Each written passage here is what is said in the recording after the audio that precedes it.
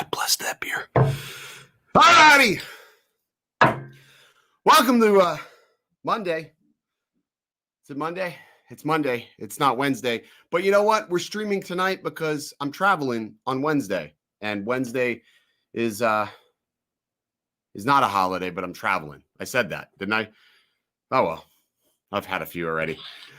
So it's a special holiday edition. We just bumped it up early because we could do that. Let's go ahead and bring in producer Paul.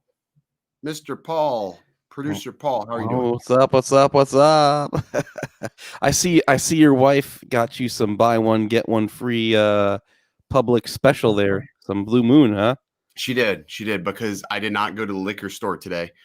I just didn't have time. I'm becoming a homebody actually. I don't really leave the house unless I really have to or unless I'm flying. I don't really leave the house. I guess it's not a bad problem to have nowadays. I mean, I didn't even get to leave the house and go to a fly meeting on Saturday. I mean, that's how homebound I am. How was it? Listen, Paul. I do what I want. Okay? I do what I want. I draw the line in my house. Contrary to popular belief, I draw the line. It was okay. It was pretty good. It was fun. I spent most of my time of the meetup climbing a tree to get my quad unstuck. And then I was promptly bitten by red ants because we decided we were going to pick up a massive log that was covered, like completely covered with red ants. And Mike and I didn't think of checking that. So that was the thing. But let's jump into the chat because I see there's a lot of people here tonight, which is always good. We've got Lon, we've got Chris Hope, we've got Speedball, Doc Murdoch, Eddie Nunez. Erndale Ware, we got Arco in the house, Blue Eye Visuals. What's going on, man? Chris Verde, Richmond Aerials. How's it going, Troy? I see we got Time to Fly, Brad Hendo. And yeah, if I missed anybody, I'm sorry. Steve, how's it going, buddy? So I want to issue a public apology tonight, too. While Steve's here, I got to issue a public apology. Take a sip first. So hear me out, Paul. Listen to me. Listen to this. So last weekend we had Mike on the show, right? And we were talking about the Skydio crash. And inadvertently, I may have called Steve old. Inadvertently, I may have called Steve old. Steve's not old. He's 35. Yeah, that's not old at all. No, Not old at all. Steve's not old. 35 plus something, like maybe 10. I don't know. 15, maybe. I don't know. I'm being generous. Anyways, there's that public apology. All right. So we've got our guest tonight. We've got Jared Spink coming on the show. Jared is a real estate videographer, photographer. He's also got a very successful podcast, has had a lot of huge names come on the podcast. He consistently films podcasts. So there's that. So I guess we'll do that. Let's bring him in. Let's have a conversation. Without further haste, Mr. Jared Spink. Hey, what's up, guys? what's going on, dude? Jared, I see you have a beer on the table. What are you drinking? I am drinking Old Rasputin, Imperial Russian Stout, man. It's good. Nice, man. Looks I like very that. dark. You've got a secondary angle just for the beer. Dude, beer can. You gotta have a beer can. Beer Man, can. that's like a Tommy Callaway right there. I would set up a beer If can. it was Tommy so Callaway, lazy. it would be on a slider. Yeah, it would be on a slider. If it was Yeah, he Tommy. have a slider with the Pro blends. I mean, just Yeah. all kind of crazy. So I am actually drinking alcohol tonight, just so you know. I know it's in like Florida Gators cup, go Gators, but I'm doing a Dr. Pepper. What's this? And rum, a Roman Dr. Pepper. I don't know. I'm gonna call bullshit on that. Chelsea. That sounds like a drink you made up, Paul. I've never heard of Dr. Pepper and rum. I've never heard. I mean, of instead Dr. of Pepper. Coke, just replace it with I think Dr. Pepper tastes better, and so anyway, I mean, I like white rum. So some people like the spice, but I do the white, all white Captain Morgan. Gotcha. Well, you like the hope girly you're drinks. I hope you're prepping actual beer at this point, Paul. So You know, start listen, selecting the here, beer. I'll be right back. I'll prove it to you. I gotta see that. This guy, I don't know. He's borderline fired. I'm keeping him on for the holiday at this point. Jared, so dude, thanks so much for coming on. I know when's the Gimbal giveaway end? So the Gimbal giveaway goes through Friday. So through Christmas. Okay. So Paul, if you could I'll go just spike ahead. it a little bit more, okay? All right, Paul, easy. I know you got to drive back to their bedroom tonight. Relax. Legit, okay? Legit, Captain. That's what the captain ordered, okay? So Here we go. Paul, I want you to go ahead too and make sure you link that video for Jared. So Jared and I did like a little bit of a collaboration video talking about gimbals, why you would need them, why would you use it.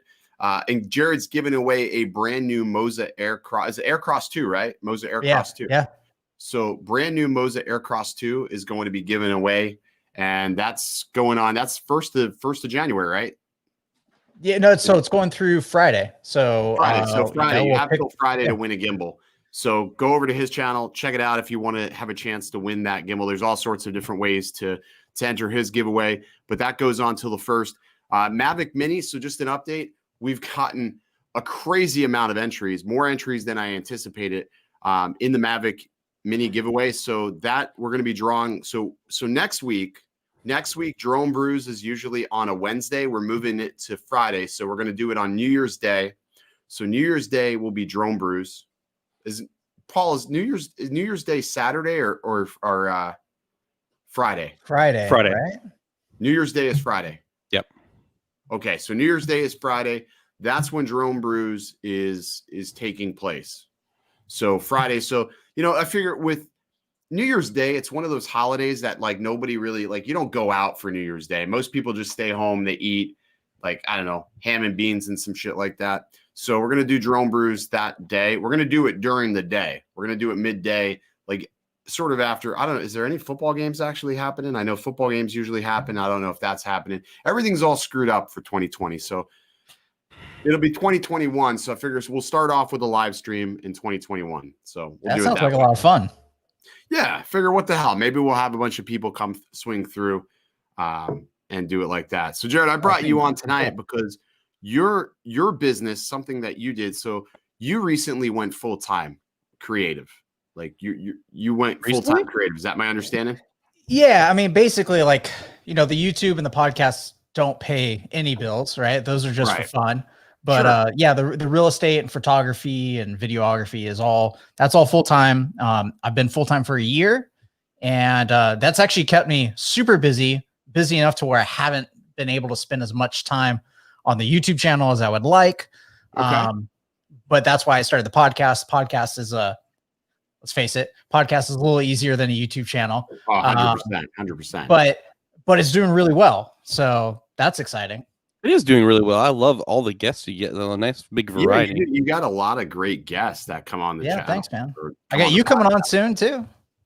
Yeah, I'll be coming on soon too. So I don't want to overlap possible conversations, but I know you do real estate. Yep. So sort of walk us through this. So what is your primary bread and butter? Is it mostly photos, or is it mostly, are you getting a good combination of both on that side? Yeah, so I mean, it's definitely more photos out here.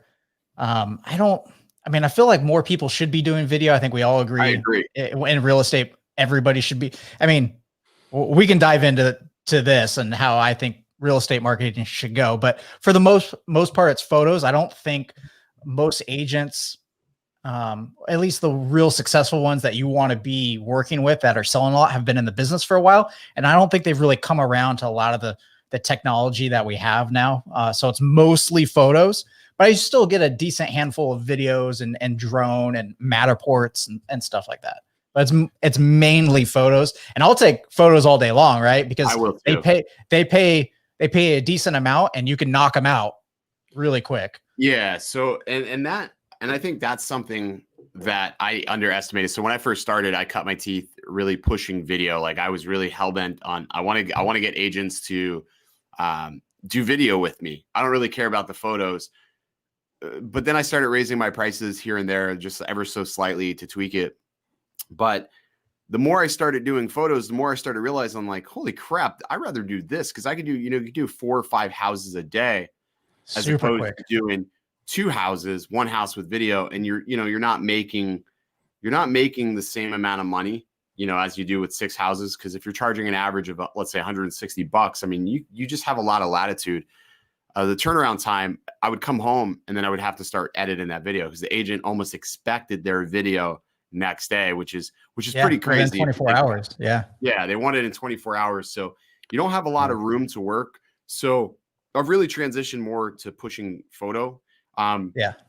And it kind of drains your creativity, right? In the video, because because of the turnaround, you end up, I don't know about you, but I end up using a lot of the same, like 2 or 3 songs, because you can edit to those songs super quick, because you know where to cut and where the beats are. Right. I need to. So it starts to I didn't even think about that. I never do that. Well, you know what is, every house I touch, I would pull a new song, but honestly, half the time, I don't do that. Half the time is scoring a track. But I hate it rotating the songs, because some of these agents are like, well, use this song on my last video, and they didn't want that. So I would try to rotate them, but half the time it takes me just to score, like try to find that soundtrack that sort of matches up with the house's personality, I guess. But it's so tough. I got a little bank, of songs depending on like the style of the house, where it's located, and like the size of the house. I mean, the smaller the place, right? Like I'm not going to drag it on with like a 3+ minute video, right? It's going to be a lot shorter. Same thing with the drones. The drone videos I usually keep pretty short. I keep them around like 1.5 minutes, 2 minute stops. But yeah, try to use, kind of some of the same songs just for the speed, because they expect all that back so quickly. And what royalty-free music site do you? Artlist, man. Artlist. It's the easiest. Dude, that's what I'm using is Artlist. For me, the music on Artlist, I used to use Soundstripe. I was using Soundstripe. As well. But what was happening was I kept getting copyright strikes, and then agents were telling me they were getting copyright strikes or copyright claims as well on the music when they would upload it to whether it be Vimeo or wherever. And I was like, what the hell? Like, because Soundstripe's big stitch is, hey, you can use this music anywhere. It's universal. Once you license it, it's yours. And I think I went through about 4 videos that I got a copyright strike on. And then personal for this channel, I got copyright strikes. And I finally said, you know, enough is enough. I canceled the membership. I was an affiliate with them and everything, and I just canceled the membership and I went to Artlist. Now, Artlist, you know, up front, it is a little bit more expensive, obviously, because you got to pay for that for the full year. For the full year. I think it's $199, but it's like $299 if you want sound effects. If you want the special effects. I feel like the special effects, like you have to. I have Motion Array. And you saw they just bought Motion Array, yep, right? Yep. So I didn't know they bought Motion Array. Yeah, they just bought Motion Array. So I wonder what that's going to do to Motion Array. That'll be interesting to see. Yeah, I think they'll integrate it into ArtGrid, which is their stock footage site, which actually I've used for clients too, which is super awesome. It's interesting. The music, like Artlist is the easiest, and that's why I'm with them, because you just download it and you can use it for whatever.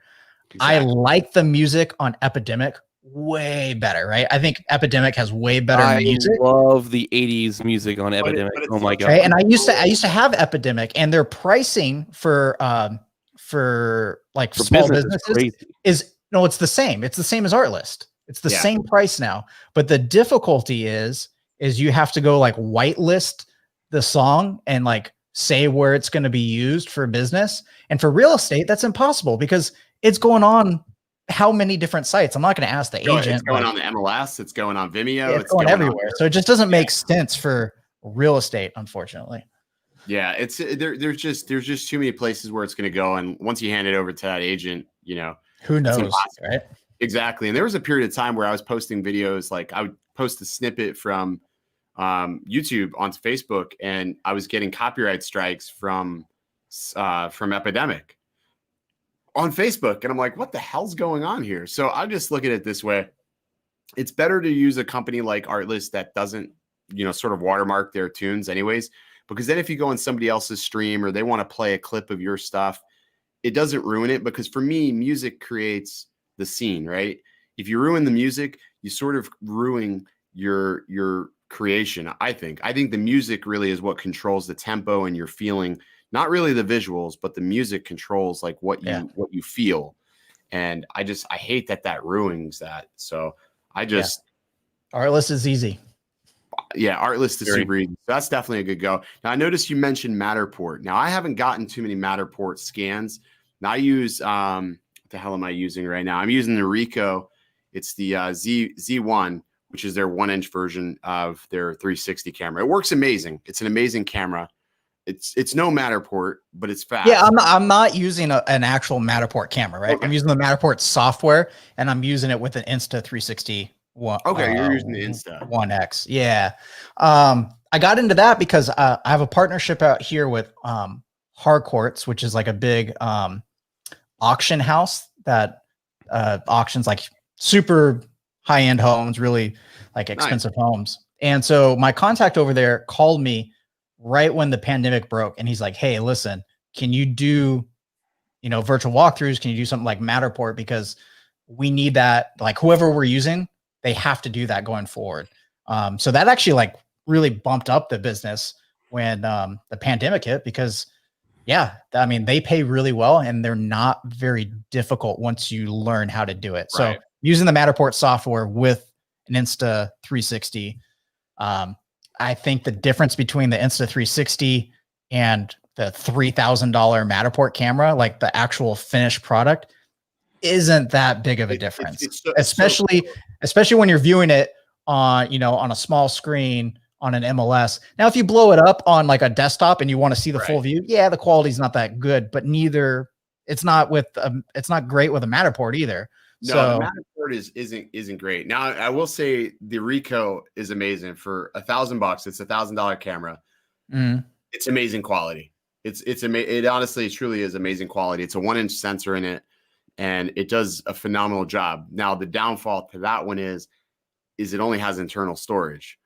So I like to sort of offload as I go, and you can't do that with the Ricoh easily. The other problem is, like, if you use the Matterport software, at least it's uploading, but then you got all these files transferring over to your iPad.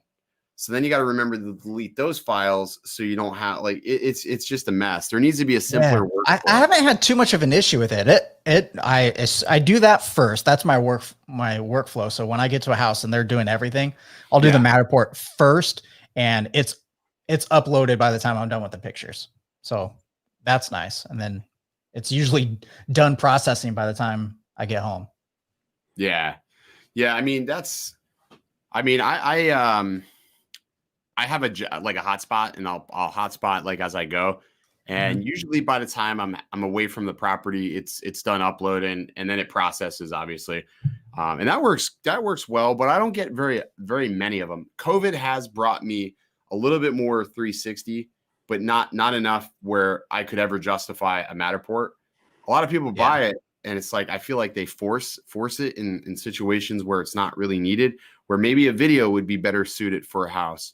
You know, I don't know. Yeah, I think it depends on the agent too. I mean, you've been hearing, at least I've been hearing a lot of this conversation is, you know, when someone hires you for the job, they don't really necessarily judge you on the outcome. I mean, they do, but like they also judge you on the equipment you bring to the job, which is exactly ridiculous, right? So some agents want to see the giant Matterport camera, and it's right. Like, they already, you can already tell if that's what they're expecting, they're going to be a pain in the butt client. So what is your camera of choice? What are you photographing with? What's your go-to? Yeah, so my main cameras for the business are a Z6 and a Z7. I've been into Nikon since the early days, and that's just what I'm used to. I don't think it really matters what you're shooting on these days. Everything's great. Raw files. Yeah. A Nikon. I mean, if they're doing video, I'll bring the Nikon Z6. If they're doing just photos, I'll bring the Z7 because the Z6 is better for video. But yeah, that's what I'm bringing. I'm bringing the 14 to 30 f4. You don't need anything crazy fast for real estate because I usually stop down to like f8 for everything. Yeah, down like f7.1 lately. APS-C is a little bit. I'm shooting Fuji, so it's f7.1. But yeah, when I was full frame, I was stopping down f8. Which that's interesting. I need to learn the real estate photo side. I do all the video, and it's you want everything in focus, right? So you're stopping down to f8. I usually don't. I try not to go lower than that. Maybe 6.5 or something if it's really low light. But four would be if I'm doing handheld brackets or something, like if I'm in a pinch. Like a couple of times I forgot my tripod, I forgot the plate. I forgot my plate to mount it to the tripod. So I did handheld brackets. Not obviously super ideal, but I went f4, bumped up my ISO. Yeah. That's the nice thing with these Nikons and these mirrorless cameras. I mean, I can shoot, if I wanted to, like 2000 plus ISO, and it's going to look just fine.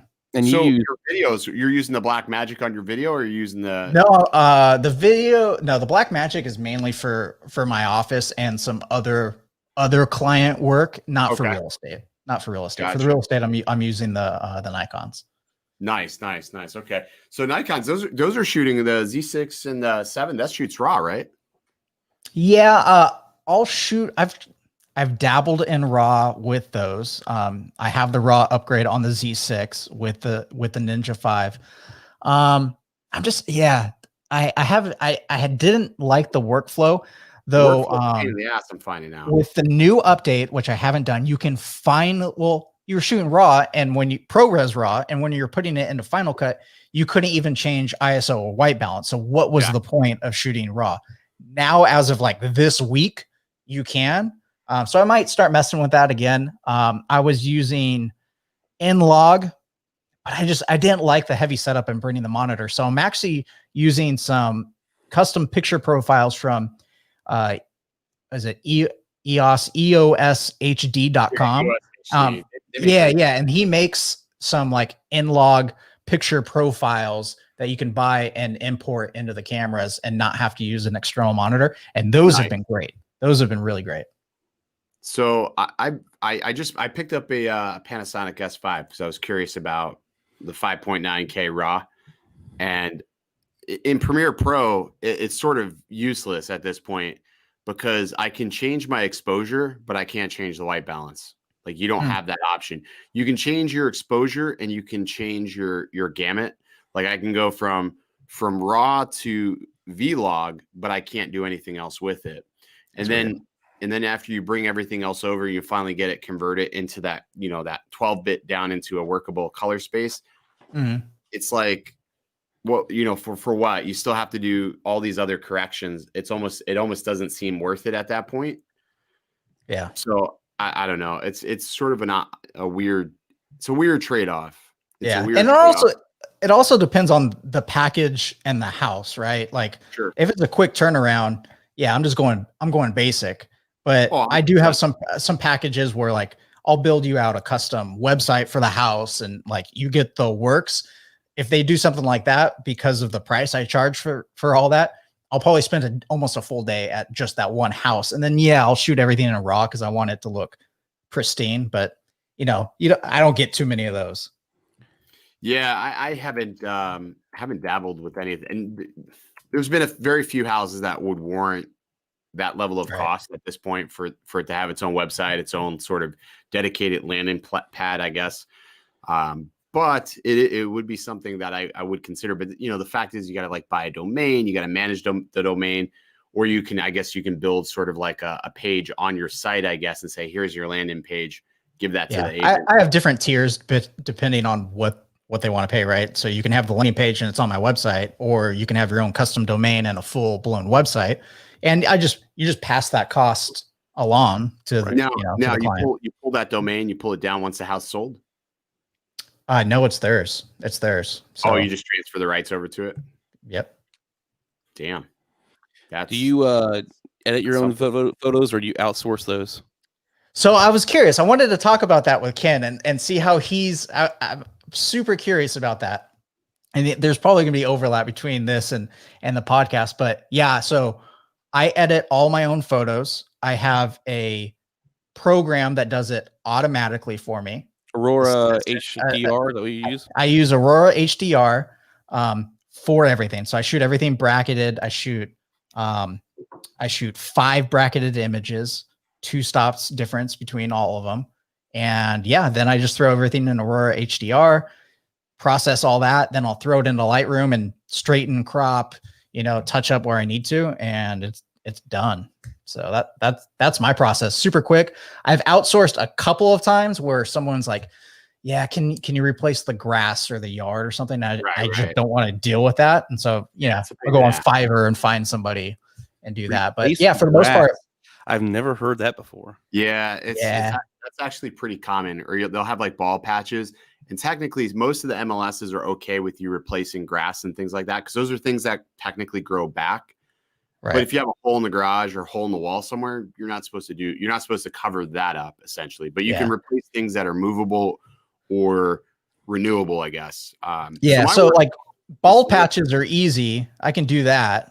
But like you go to a house that's newly remodeled, but the yard hasn't been done yet. Like I'm not putting it in a whole yard. So I'll outsource that. I'll outsource like virtual staging, I'll just do like a 30% markup or something. You have to outsource because one, to get like 3D Max or anything like that, it's an incredibly expensive subscription. And then you have the render times, and you have to have a computer that can handle the capability. I mean, most of us do have it, but there's times where I could throw a photo out there like towards 3D Max. You buy a credit for it and you can stage a house yourself with a credit.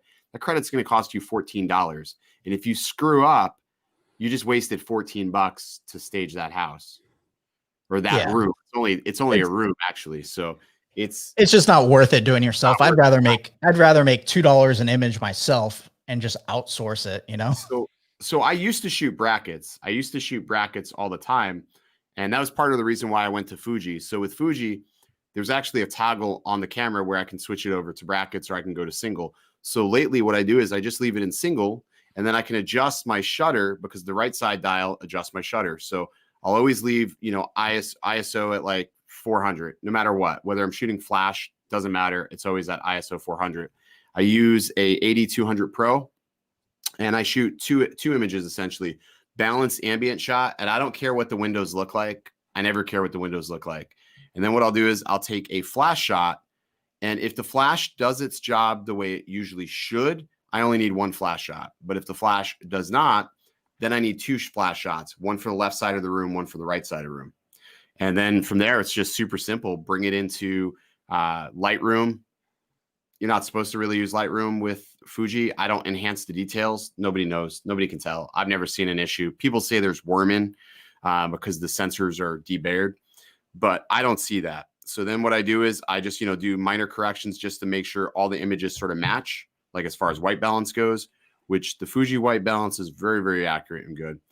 Then I bring them over as layers into Photoshop and just paint it in. And I'll first start off with my flash layer, get a nice even balanced flash layer. And then I just subtly, super subtle, will paint in some ambient, and that's it. Literally done. Like, it sounds like it's a whole process. I did an example of this and it took longer because I was trying to explain the process, but you can blow through images 30 seconds. 30 seconds. I haven't dabbled into like doing flash yet. So everything I do is just natural ambient lighting, and it comes out great on Aurora HDR. Flash. Like, it comes out great. Because I like flash because of a couple of reasons. One, because my back of my mind, I'm always thinking about shutter counts. I'm also thinking about how many images and like whatever I have to offload to my computer. So if I have like 5 images and I'm shooting raw, I shoot on compressed raw. So it's a little bit larger than like, compressed raw. So I always think about that. But the fact that, the flash, like technically speaking, most of the work is done. I'm not even gonna lie, a couple of times I've just brought a flash shot in there and I've just sort of pulled down the highlights a little bit, added a little bit of warmth because, flash can be a little bit cooler, added a little bit of warmth, and I shipped it because nobody's going to know that was just a single exposure flash. Like, you just don't know. Sometimes you can get away with stuff like that. Sometimes you can't. Now, when I'm super backed up, yeah, you're going to have to outsource things when you're super backed up because it's physically impossible for a photographer to say that they do otherwise. It's impossible. But yeah, that's the whole reason I started using Aurora HDR. I was just getting too busy to go through Lightroom and merge every single shot. Like, yeah, it was really time consuming. Now with Aurora, like, I have a backup, like big old backup battery in the car, bring the laptop, like, and let images process like in between shoots or at shoots for the previous job. And it's just a click of a button. I love that program. it's a I gotta saver. look into Aurora. I've heard good things about it. I've just never had any experience. I used to use was it Luminar to replace the skies because it was. Yeah, I still use that to do sky replacement. Luminar. I've switched over to using Photoshop's sky replacement because I think it's a little bit more accurate as far as the bleed over on the houses, and it does an amazing job. It really does. And I already have a subscription for that. So it's like, why do I need to have this if I've got this? But I do need to look into Aurora HD because it's a giant time saver. I would never ship, a batch of images straight from that without putting it into Lightroom afterwards and, doing some lens correction, some straightening. No matter what I do, how often I clean my lens, when you're doing bracketed shots, you get dust spots you got to clean up, and but it doesn't take very long. Yeah, I'll have to definitely check into that. So your drone of choice, you're using the Mavic 2 Pro. Is that my understanding? That's right. Yep. So you obviously you heard about the whole shit show with DJI, obviously, right? That they I was just watching before this. I was watching. Was it? Is his name Billy? Right, Billy? Yeah. Yep. Yeah. So I was watching that. You were on his channel. I was just watching it. We did a whole breakdown about the proposed ban, the entity list, and one of the topics tonight is, we're talking about American manufacturers now have to step up. So, and I sort of scoured today looking for an equivalent to a Mavic 2 Pro, but an American version. And I realized we don't have one. No, not even close. We have nothing. We have nothing. And for the past 4 years, there's been no American equivalent of a Mavic 2 Pro. We don't even have an American manufacturer beyond Skydio at this point that is producing a reasonable. And Skydio is trying to do something, I think, totally different than what DJI is doing. And there's no one trying to compete with them, which is it's frustrating. It is frustrating because, I look at it this way. Like, I want I want to, I want a drone that like, it'd be cool to have something that's made here, obviously, right? It'd be cool. Right. Or another option. Like, I don't And even competition's going to drive down prices too. right. Right. It'd be cool if we had an option. I don't even give a shit if it was made here. Like, it doesn't have to be an American made drone. It could be a Japanese made drone. It could be a German. Yeah. I don't give a shit where it's made, but have like another option to compete with DJI in their same spectrum and go toe to toe with them and do it as well. But we haven't seen it because, I look back, I'm thinking to myself, yeah, I've got the Autel. That's great. But I mean, that's a matter of time before that's on an entity list, because same situation is going to occur. That's also a company that is manufactured, produced, and housed. That's a Chinese company as well. So it's like, it's only a matter of time before that's, going through. I mean, I don't Yeah. understand it all. I mean, we have a lot. There's so many other companies in China that make electronic products for us. I mean, are they going to start just banning all Chinese stuff? I think- Yeah. I mean, I don't want to get into the politics of it, but I wouldn't be surprised if a lot of that stuff starts to get reversed over the next few years. Well, and I would venture to agree with you that there could be a chance that we start seeing some of these propositions that were proposed recently, walk back in a sense. Yep. And chances are that is a very good probability that it happens, because if you look at that entity list, you can see where entries were placed, and you can also see where entries were removed, where a company was removed from the blacklist, essentially. So, it's sort of goofy. I really do think there is this is more of a power play in a sense, because they're talking, the whole reasoning behind this, what really sparked this was the video surfaced of the drones being used to monitor men being blindfolded in these CCP concentration camps. CNN broke news on this, and after that point, all of a sudden the drones became the sort of headline of this, right? The drones became the headline, and not necessarily like, wait a second, what the fuck? We have something bigger happen, and the drones just became the distraction, and they added it to the entity list. But I mean, regardless of anything, it really shouldn't matter. It's not going to affect the outcome. They're still going to be able to sell here. Manufacturers still going to sell. There's no way like Best Buy, Amazon are going to say, we're not going to sell your product. They would be so foolish to do that, because there's so much. Hold on. Best Buy basically doesn't sell the product. Have you ever been to a Best Buy that actually has anything in stock? Yeah, you're right. You're exactly right. Yeah. You're lucky if you can find a battery in a pinch. And then you got people that are like, DJI, it's the CCP. Like, honestly, I don't give a fuck. I'll say it right here. I don't give a fuck about anybody's political leanings, whatever. I just know a good product when I see it. Listen, I don't care if DJI wanted all of my fucking dick pics. I don't care. I'll give them all to them. Just give me good range, no interference interruptions, decent color science. I don't care. You can have all my dick pics on my phone. I don't care. Whatever you want. There you go. Yeah, I just want the product I want, right? Just give it to me. I mean, I don't care. Like people get like so crazy about they're spying on us. Yeah, the whole privacy thing is hilarious, because if you think you have any privacy, if you're on YouTube, it's a joke, right? Absolute exactly. joke. Exactly.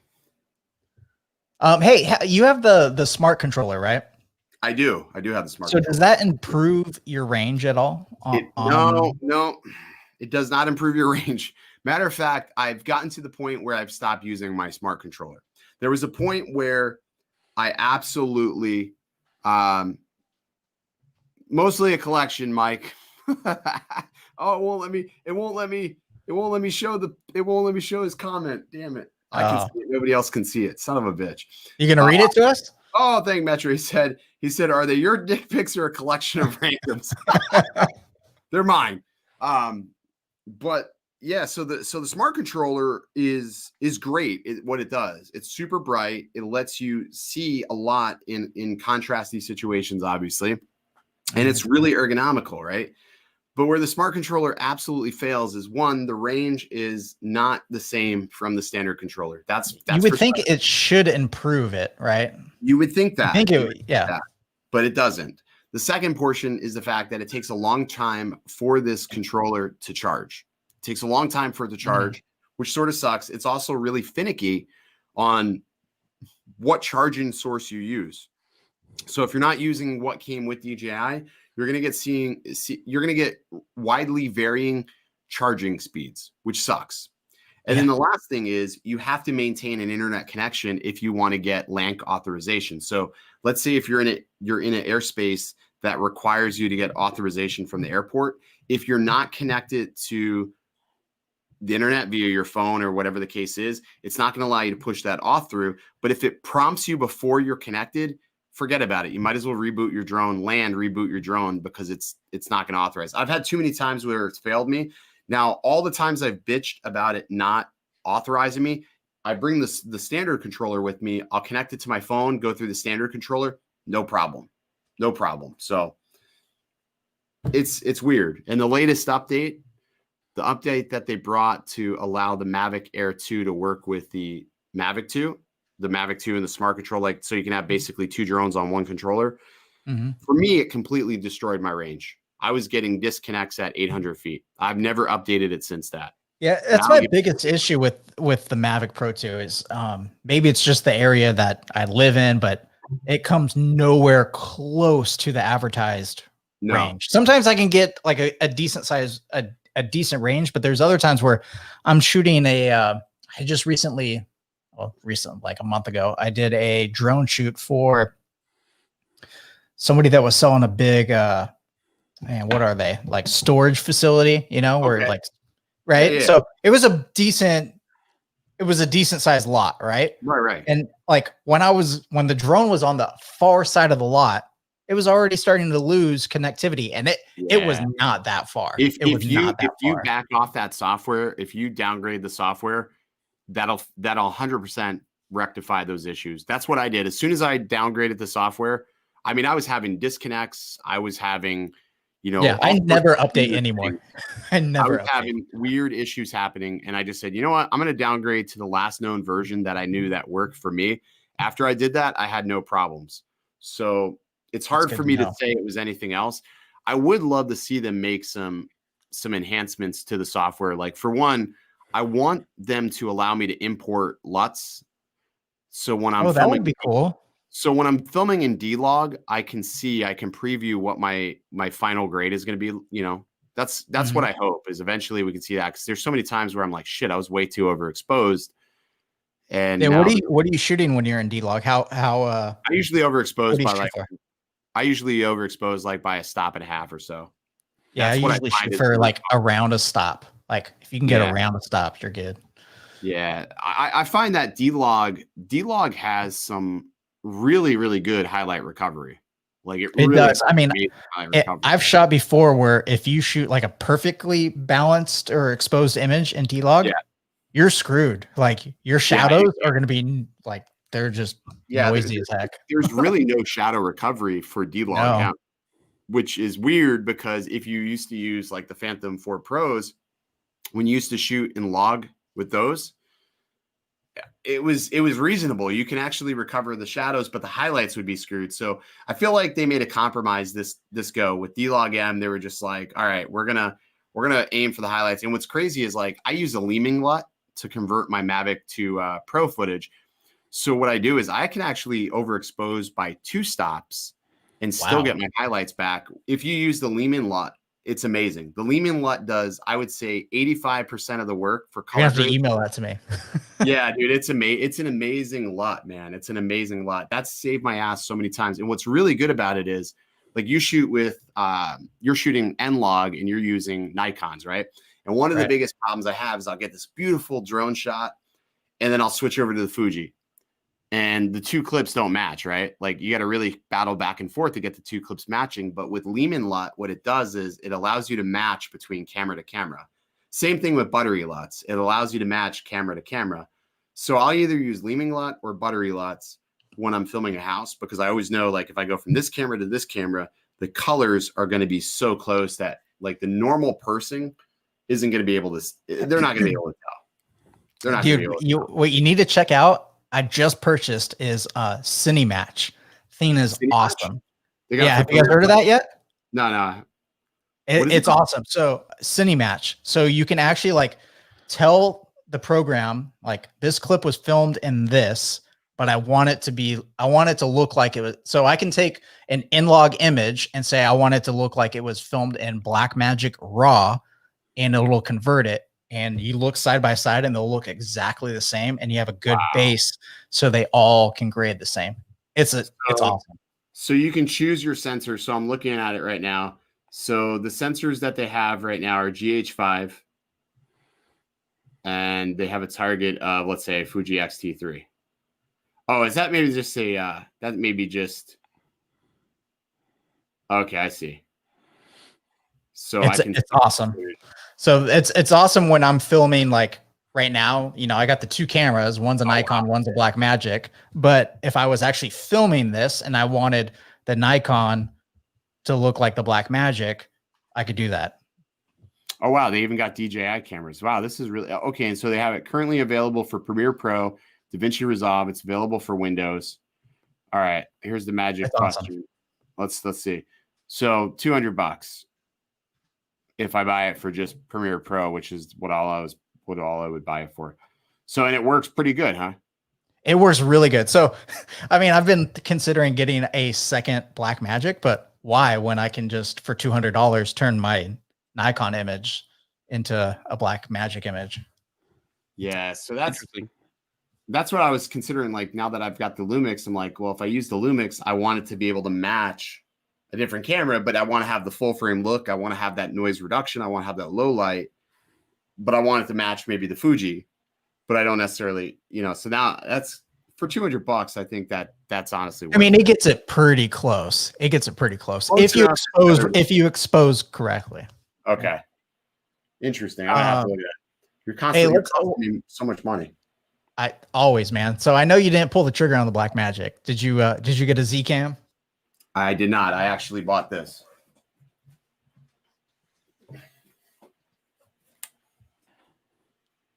What are we looking at? Lumix. That is the S5. Nice.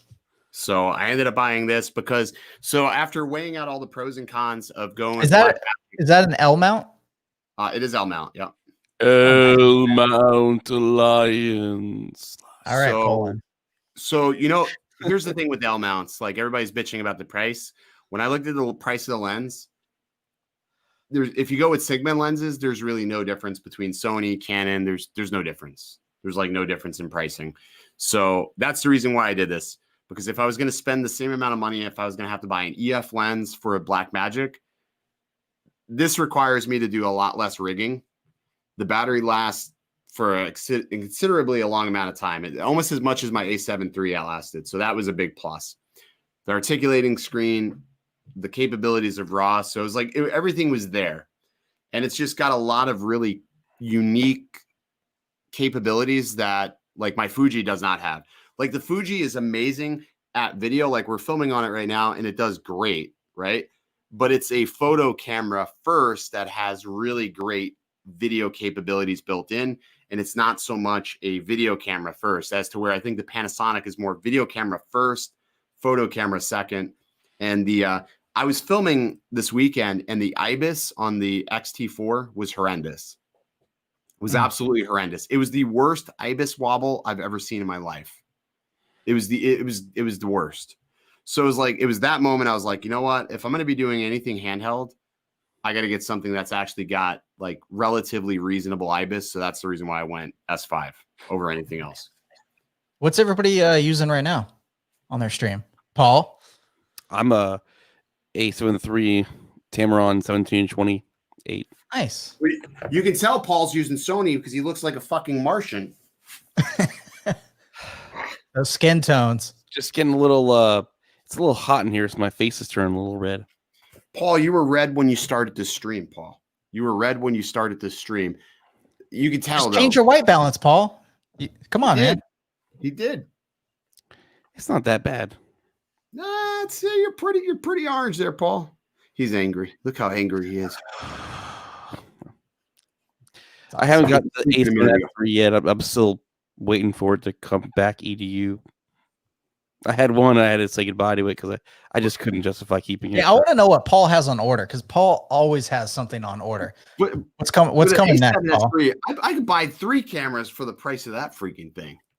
I don't know. I don't know. I feel like Ken always has something on order. I tame myself, but yeah. I mean, I guess I do. If I see a good, the problem is this Black Friday there wasn't that many like jaw dropping deals, so I didn't really buy a lot this year. You know, like last year I bought 7R4s, and then at the new year I bought like 10 A6600s.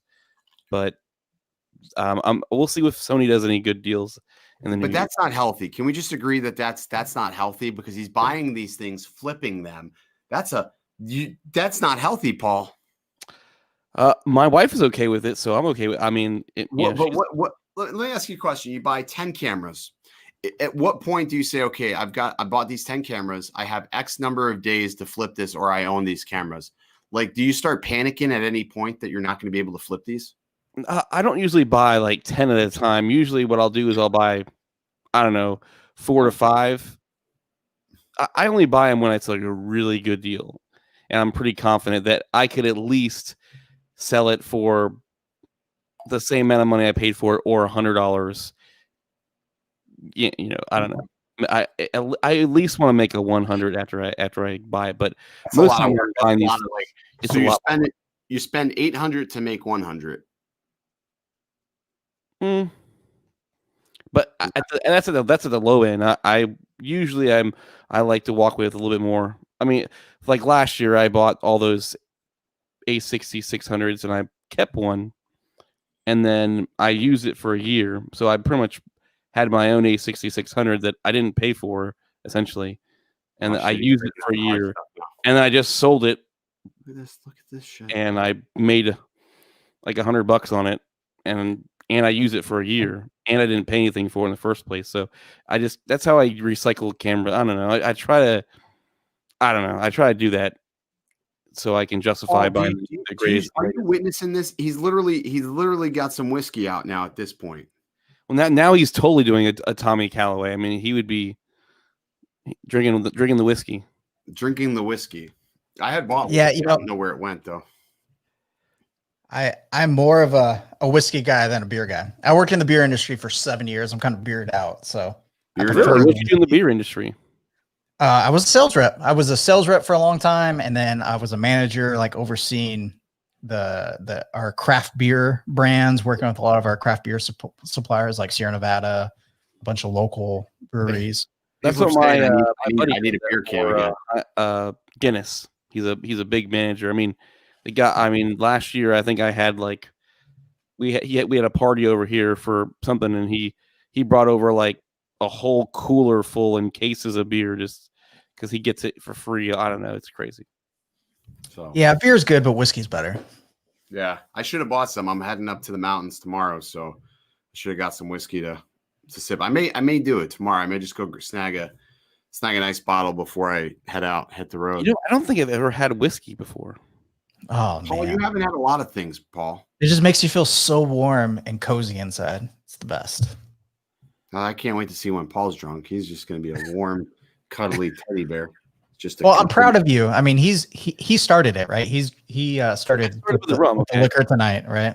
Instead of Bud Light. I think last time I watched you were drinking Bud Light. It was actually seltzer. It was Bud Light seltzer. Bud Light seltzer. I took a break from that this week, and you know. Looks like Mike said he's going to Gatlinburg. I'm going to be relatively close to Gatlinburg. I'm not going into Gatlinburg because I heard it was really busy. I'm going to be like North Georgia, borderline Tennessee, Georgia, that general vicinity. Blue Ridge basically is where I'm going to be. So you guys are in Tampa, right? I am in Orlando and he's in Tampa. Dude, Tampa is awesome. I've been to Tampa. It is amazing. Once, and I absolutely loved it. I went for my best friend's wedding.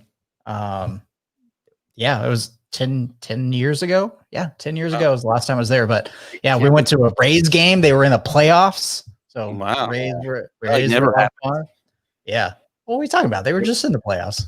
They're a little better like the last few years, but so 10 years ago, that was fun. I remember there's a really good taco truck. I can't remember where it's at, but there's a taco truck with really good gator tacos.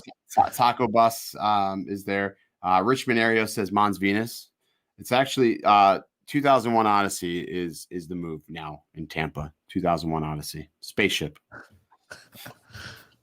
And my uncle just moved to Tampa, so I got family in Tampa now. Unbox says, come up Jacksonville. That's over to the right side. I'm going up 75. I'm taking 75 straight up towards Atlanta. That's I'll tell you what. When I go to visit my dad, and when I hit the Jacksonville Bridge, I know that I'm like halfway there. Hey, how's the weather out there? First day of winter today, right? How's the weather in Florida? Florida's weather is we were about 45, I think, 45, 50. And then it got up to, I think, high of 65. Man, we were 83 today. Yeah, wow. You're doing better than us. Yeah, it was a little cold. I mean, I like it. I like people to put a jacket on. I don't know. I wore a hoodie today, so we'll say, but I'll wear a hoodie when it's 70 though. Just because it was miserable today. Just 83 and wearing a mask and doing photo shoots is the worst. Hey, wait, you're in North Dakota, right? Me? Yeah, where are you? Nevada? I am not I'm in San Diego. Oh, San Diego. What am I smoking? I keep getting all my people mixed up. I talk to so many. You think it's 83 degrees in North Dakota right now?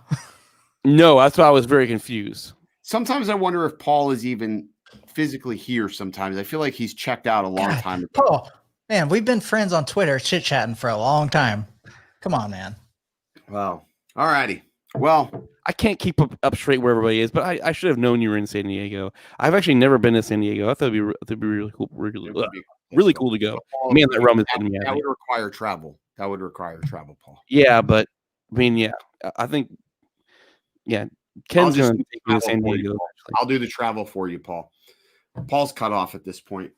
Oh, geez. All right. Well, we're approaching 9:56. We'll go ahead and call it. Yeah, it's been a lot of fun, man. Thank you so much. Jake, Jake Sloan popping in. Jared, thanks for coming on, man. So guys, check that link in the description. You got a chance to win yourself a gimbal. And then I'm going to be popping in on the Hive podcast. So it'll be a whole different few weeks. Yeah. Few weeks. So check out the Hive podcast.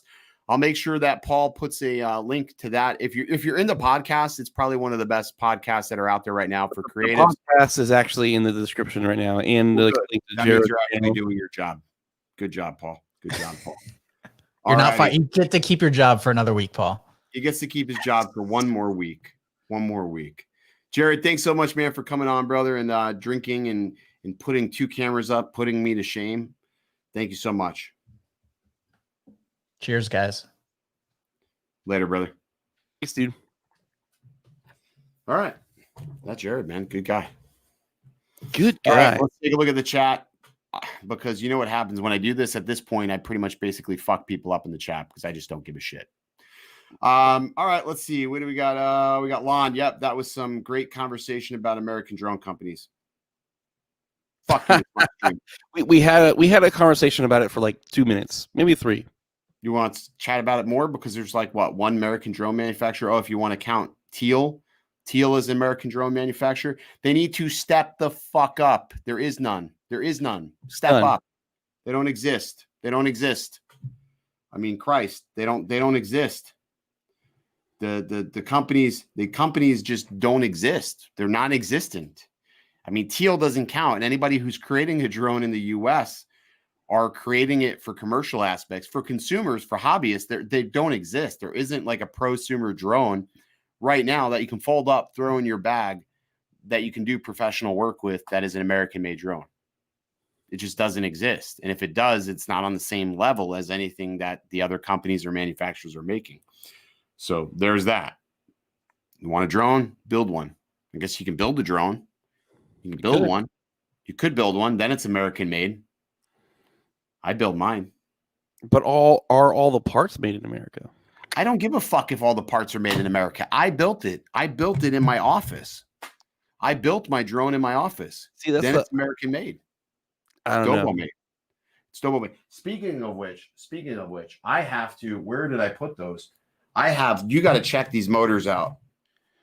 Although you burnt the other ones out, so No, I know, but that's they never, the new ones haven't arrived. These motors, these are amazing. I can't wait to put these. So Brother Hobby reached out to me and they said, hey, you want to take a look at these new motors? We're gonna, I have a 7-inch quad. Look how big these things are. That's what she said. I know, but that's like, I don't know if it'll pull focus on this without seeing my face. But anyways, these are massive motors. That's not a Sony. These are freaking, no, it's not a Sony. These are 2806.5s. These are huge freaking motors. Like, this is the size of a 50-cent piece. So I'm really excited. I was going to solder these in and take them up there to the mountains and just give them a rip. But I just don't think I'm going to have the time or energy to sit there tonight and put these on the quad and get it all worked out in time. I don't think I'll have enough time to get it all worked out because the quad is so freaking big. I just don't see me putting it all together. Not in time anyways. But these are huge. Brad Hendo has an interesting question. And Mike from Unbox Warehouse is in the chat. He knows a lot about this too. Luminar AI. I know that Ken, you haven't used it yet, have you? Luminar AI. I've used Luminar. You haven't used AI, the new one that came out. No, I haven't used AI, the new one though. No. So I don't know, Brad. I don't know. I'm not sure if you have the Luminar 4. It is very similar to Luminar 4. It's just there's a few features that you can't get, like that whole AI looking at the picture and pretty much templates, whatever. They have a similar feature in Luminar 4, but and then the other feature that they added is like when you change it's like AI enhance the scene. When it'll like if you change out the sky, it'll put the sky reflection in the water if you're shooting over water. Those are like probably like the biggest features that I feel like are a difference between 4. I mean, AI is really cool if you have the cash to blow. I've used it a little bit. I really enjoy Luminar more than I thought I would. I've been using Lightroom, but it is really quick to get a look. It's not like you can still customize it like Lightroom, but I think that's the biggest part where it shines is just being able to throw it up, put image in there and get like a quick edit. But you don't have, it's not like that full customization, kind of like Lightroom. I mean, you can do that, but I think if you're spending the money on Luminar, you're wanting a quick push out, not necessarily like a full edit. So that's my 2 cents. I don't know. I checked out as soon as you started talking. I'm sorry. I was looking at the comments. Somebody said something about the the Beta FPV Insta 360, which looks pretty damn dope, actually. I know you made mention of that to me. You were saying, "Oh, did you see this?" And I was like, "I did not see that." So this is the Beta FPV Insta 1 360. So basically, it's a naked Insta 1 4K. Which I don't know if they're building this for you. It looks like it's already built for you. Like they decased it, which means it could be pretty expensive. But it's 60 grams. 60 grams, which is incredible. So then, and it works with Insta 360's flow state stability. So, which, I mean, it's okay. I mean, I still rather have a naked GoPro, to be honest with you. So it looks like this is a camera. They're actually decasing this for you. Is it my understanding? Oh yeah, that was. Remember, I sent you a text about that. Yeah, they are. So they are actually decasing it. They're selling it the SMO 4K. So they're actually selling this as in the Beta FPV store. So the camera costs $239, which I mean isn't terrible, but I mean, damn, that's pretty cool. I mean, it looks legit. No, it does. It does. It looks really good. I mean, for me though, nothing beats a GoPro with real steady though. Like I have a couple of GoPros. Like this one. Like I decased this one. This is a Hero 6. Oh fuck, I already dropped it. So the Hero 6, I found a used Hero 6 on eBay for $120, and the case cost $20. So you're under $200 for a decased GoPro. And I mean, it works really well, actually. I mean, it works exceptionally well. And this whole thing weighs 28 grams. So this whole thing right here, this camera, 4K 60, 28 grams. Wow. Which is really incredible, actually.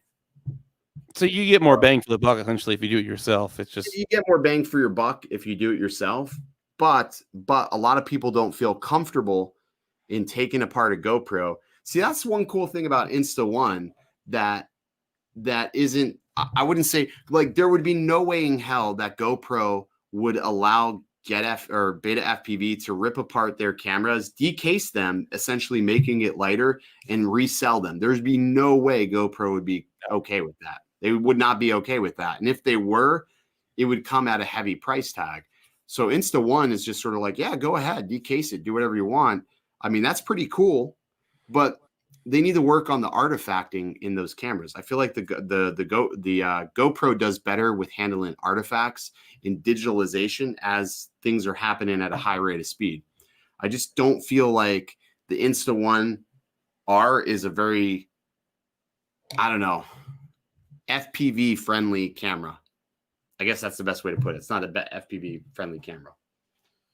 So that's just my 2 cents on that.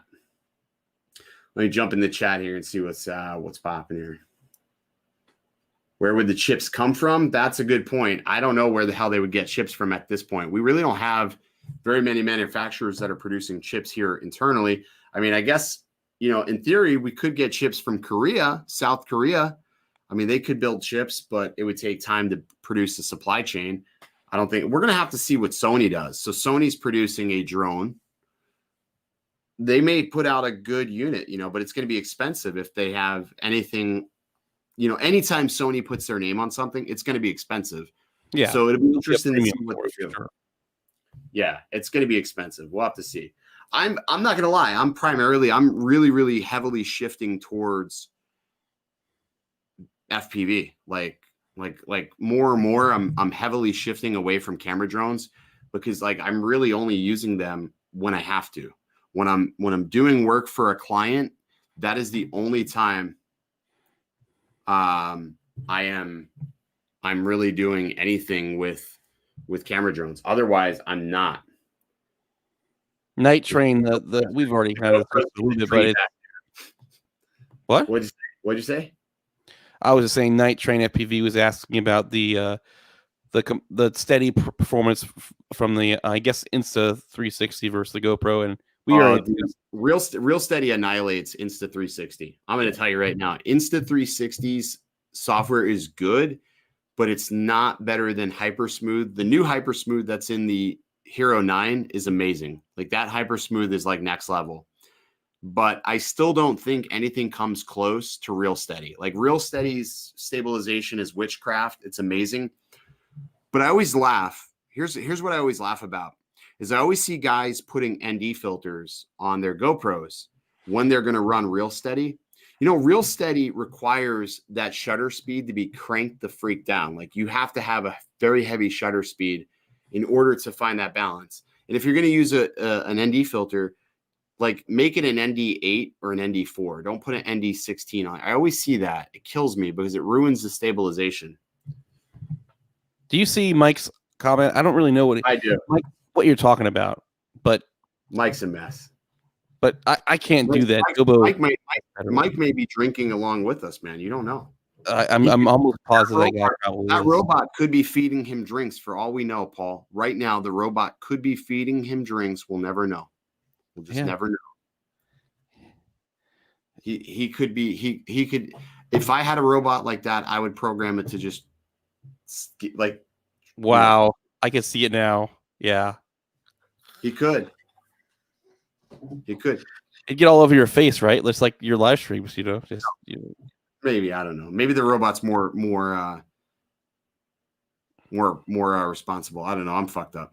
All right, so that's it, man. I'm off. I screwed up. So yesterday it was the wife's birthday. I didn't put out a video. I'm not going to put out a video tomorrow. I have no time to even edit or do anything. So I've already fucked up the 31-day videos. So I don't even care. Because I rather put out quality than just rush to put something out just to put something out. So when I upload something, I'll upload something. That's it. We did do that video on Billy's channel where we broke down sort of the DJI Ban. If you haven't checked that video out, it's a good watch, good conversation. We are so doing that video. We did decide that we're going to do our podcast like that. We like that format, and it didn't take anything to set the cameras up just like this and to sit down and start talking. So we're going to do our podcast just like that. So the podcast is going to happen, and it's going to be just like that. Mike just likes seeing you curse people out. That's all. I think that's what it is. You know what? People deserve to be cursed out, though. Like, they piss me off, man. Like, I don't care. People. Some of your comments lately have been just crazy. Like, people think I give a shit. Like, they really like, oh, I'm gonna unsubscribe from. Go for it. I don't give a shit. I cut you off. Another one subscribes. I piss you off. Another one unsubscribes. Another 2 people subscribe. I don't really give a shit. Like this. Like, so many people, like on Twitter, they're like, I'm going to take the high road. I never engage with people that say negative things about me. I just block them. No, I will literally burn the motherfucker down in the comment section. I will burn them down. I don't care. My wife yells at me all the time. You curse too much. You drink too much. Well, I don't smoke. So there's a window. You know what? I've been hearing that in the comments lately too. I don't know what people's problem about cursing. I mean, I don't know. I don't know. Like, that much myself. I can care less who does it. I mean, they act like they're going to go to hell if they hear the F word or something. Like, this one guy's like, I really like your comment, but I saw that you curse too much. So I responded to him in typical fashion. I said, I appreciate the fucking comment. I'm really fucking sorry I cursed too much. I'll try better not to say the fuck word so much. That was literally my response to him. So, and he's like, and then I had another person. He's like, you know, a good Christian doesn't curse. And I said, well, good thing I'm not a Christian. I saw that comment too. I was like, I was born a Catholic. So I don't know, go fuck yourself. Whatever. I mean, let's do that. Let's read some comments, Paul. Let's fucking read some comments, Paul. We haven't done that. In a little bit. Let's read some comments live on the stream, because that's always fun. I can't wait to get demonetized tomorrow. So let's do that. Let's read some comments. We'll just destroy some comments right now. There we go. We'll break this out, and then we'll break this in, and then we'll share the screen. Bada beep, bada boop. Let me pull the comments. Here we go. All right, here we go. Here's some comments, Paul. Oh boy, here we go. Here we fucking go. This will be good, Paul. We'll stop going big, God damn it. All right, so what is this? Rajadat. Okay, Rajadat. Okay, we'll heart that one, Paul. Oh, hey, yeah, we're taking 2 birds with one stone right here. You're not using Altel anymore. Are you all in on the Mavic Pro? I fly everything and your grandmother. Okay, there we go. And then we'll just pop a heart in there for that. Okay, we got Alex says, I was going to ask what setting you use on the Evo 2 Pro a few days ago. So that was a good one. So we'll do a quick reply, because that's easy. Glad it was helpful. Hope I get a chance to win.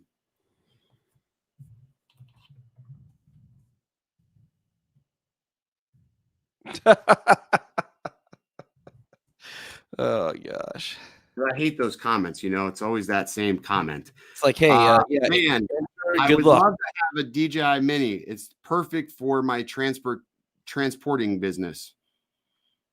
I just been saying good luck. You know? We'll just, there you go. Yeah. This drone is awesome.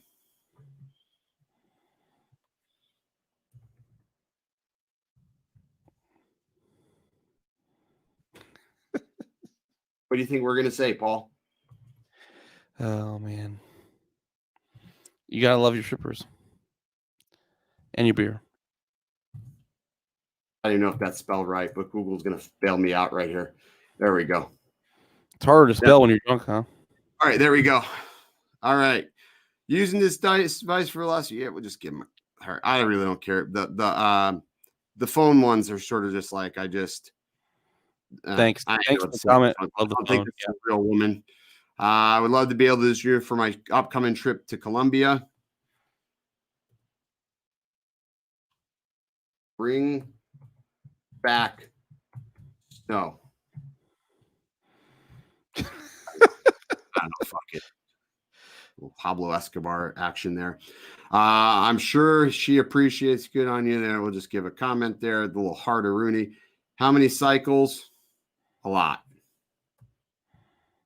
Just because we don't care. We just say a lot. Just all right. This one just Oh, that's cute. this one you just do a quick reply. That's how you fit this. Will a Mavic 2 Pro fit in the slot? That's what. Mm-hmm. Mm-hmm. I'm doing what you said. Yeah. Yeah. We'll go with that's what she said. All right. All right. We just give a heart. Kevin Wells says, I'm a subscriber. He's in the Brew Crew. So let's just read this one.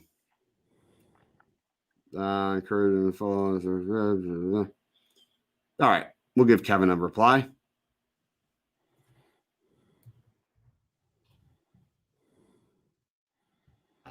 I'm so drunk. Look at this asshole. Look at this asshole. Oh man, look at that. Son of a bitch. I got him. I got him for you, Paul. Yeah, that loser is then. He's a Sony fanboy, whatever. Yeah, he's just a fanboy. These are good. These are good. You know what? We should look at the ones that are held for review. Those always yield the best results. Ken, I'm beyond great angry in my Evo 2. I ain't going to touch that shit. Why is it held for review? I don't know. DJI is now banned. See, like people post shit like this. This is too many hoops, dude. Gleam stinks. Yet you took the time to type a long comment. You took the time to type a long comment, you stupid fuck. Like literally, all he had to do was click the link and just click one of the buttons. Too many hoops? You just typed a fucking paragraph, David Benz Jr., you schmuck bag. Gleam stinks, man? Okay. Yeah, whatever. He's a douchebag. I agree. Jim Duffy, we'll give Jim Duffy the approval on that one. Nope. See, if you put a link, it's going to go back there. Looks like it really is right. This guy's messaged like 12 times. I don't know what to tell him. I really don't know what to tell him. I thought you and Paul kissed, not you and I. I know. Yes. Let's all pick on the short guy. Hey, look who's on the cover. I'm not clicking the link. I don't know why. A lot of positive, negative comments, man. A lot of positive, negative comments. I don't know. Where's all the terrible ones, Paul? Did you remove the terrible ones? Sometimes. Maybe there's some that I've already responded to. I feel like Look at this asshole. Oh. Well, I see what you're doing there. You see what I just did there? I just filtered them, Paul. All right, let's go down here. So far, they're pretty good. They've been pretty good lately, actually. Here's the one. Here's one. Connor Rodriguez says, "Can you please feature video have cleared words?" He's saying because he says I curse too much. Yeah, he did it in a later comment. Like, yeah, there we go. That's the one. Yeah, that's the one. He's not understanding. So watch your language. I thought I was pretty tame right here. With that, I think this was you. You typed that. I didn't. No, I didn't. You typed that. I don't type that. Wait, let me see it. What was that? That was you. Type that. Paul, I know that was you, Paul. Yeah, you typed that. All shapes and flavors. I didn't know if you caught that. I don't. I catch that. I know that was you too because I don't even call you out like that. Yep, that was me. I catch you, bro. I catch you. It's I know. fun to impersonate you. It is fun to impersonate me, but I can tell people are they'll know when you're too polite. Of course. Man, let's see. There was one recently. I just lit them up like fucking really good. It made me feel so good inside. Like I was dead inside until this comment. Oh yeah, it was this one. It says, "I hate that Ken guy, nasty mouth." And I replied with, "Yeah, he's pretty fucking terrible. You should totally stop watching that prick's fucking video. Stay original." I saw that one.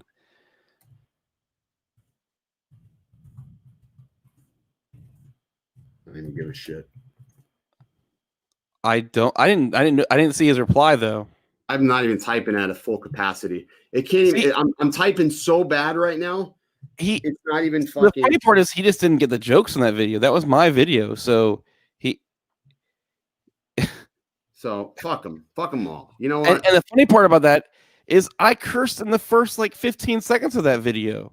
See, I don't ban people. Like people will ban, like they'll like if people don't like a comment or they feel it's too like, oh my God, they'll just ban them. I don't ban them. I'll fight back at them like I don't care. I fight in the comments. My comment section, for the lack of better words, is usually a dumpster file. It's a file, but it's also a fire. How many viewers have I had? But I don't care. Like I guess I am the anti-creator. I'm the anti-creator because I am perfectly okay with kicking someone's door in and punching them in the face. Like I am that type of person. I've always been that. I've been a confrontational person all my life, I guess.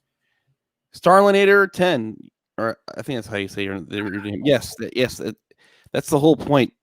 He is himself, and that's why we like. Problem. But that's the problem. If you think about this, most of the channels you watch online, they're all being somebody they're not because they're not truly happy with who they are in real life. So they come on YouTube and put on this facade, and everybody watches, and you're like, oh, so and so great. Imagine being the same person you are offline as you are online. It's a pretty damn good feeling. And it's easy to figure out what clothes you're going to wear each day. So for all the douche tubers that like to put on a fake smiley face, there you go. You just been called out, fuckers. So fuck them. That's all you gotta do, man. Fuck them. So there's that, Paul. So you're gonna have to tomorrow when it comes time to do the approval process for the monetization, you're probably gonna have to request approval because if they don't watch it this long, they're probably fine. Probably fine. I mean, it's just kills me. So where can we get those Dobo hats, huh? Oh, is there a link in the description, Paul? Yeah. This one's a cork one. This one's pretty cool. It's on the Etsy. It's still on the Etsy Mr. SketchUp store. Yeah. Right? You got to go to Mr. Stitch. It's so Stitch him up, Mr. Stitch him up. He's my guy that does all my art for the hats. He makes some pretty dope hats. Like he does a lot of custom stuff for me. Like I'm not gonna lie, when he made this hat, I did not expect the patch to look this dope. I did not expect the patch to look that dope. Like when he sent me the photo, I was like, holy shit, that looks amazing. I did not expect it to look that good. So Stitch It Up. He's amazing. He does awesome work. He does a lot of creator stuff. Like he does a lot of people stuff. So pretty happy with everything he's done as far as that shit goes. No, that's a dodo bird. So look at it closely. You'll see it. It's a dodo bird. Come on, Fuji. Camera can't pull focus for shit. That's a dodo bird. Fuji autofocus. You got to try like 2 times and cross your fingers, click your heels, all that shit. But the Panasonic, Paul, the Panasonic can get it, dude. I'm telling you, the Panasonic. I guess I just need to see it to be a believer, I guess. See it in person, Paul. When you see it in person, when I do my video on it, you're going to be like, damn. Did I name I haven't named the bird yet. You know what? I have named the bird. I'm naming the bird. I know what I'm going to name the bird. Oh boy. I know what I'm naming the bird. You ready for it? No, I'm not, but yeah, go ahead for it. This is it. It just stumbled across me. I know what the name of the bird is going to be. Wow. Dan Dodo. Dan. I'm naming the bird Dan. Dan. I have named the bird. Do you really want to live with that? I'm going to live with that. I like it. That's the bird's name. That's the bird's name. See it fast enough, they probably think you're just saying damn Dodo. I like it. I fucking like it. Dan Dodo. Dodo Dan. I like it. Damn it, man. Paul, all the magic happens. Paul. When you're making a hat with a cool Dobo like font, I love that. Yeah, next time, Paul. I want Paul, one. you have anything else to say before I close out the stream, Paul?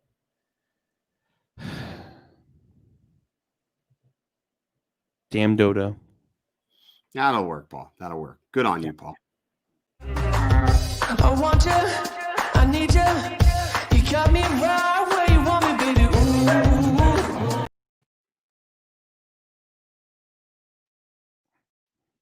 Yeah. Damn Dodo.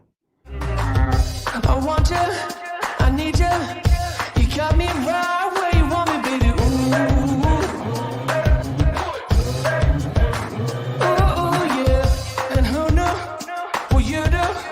Could stop me cold in my tracks, yeah. Why don't you get up off of these high hypotheses? I'm not Socrates, I'm not trying to be cool. Yeah, yeah. I think it's time to change the scene. Ditch the limousine, chicks and cellophane. I just came to see you.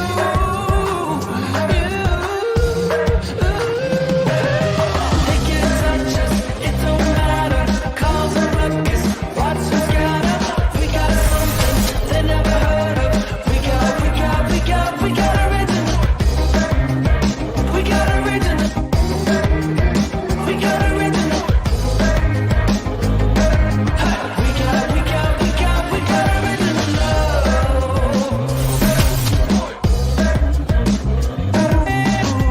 We don't need a reason to do whatever we want, baby.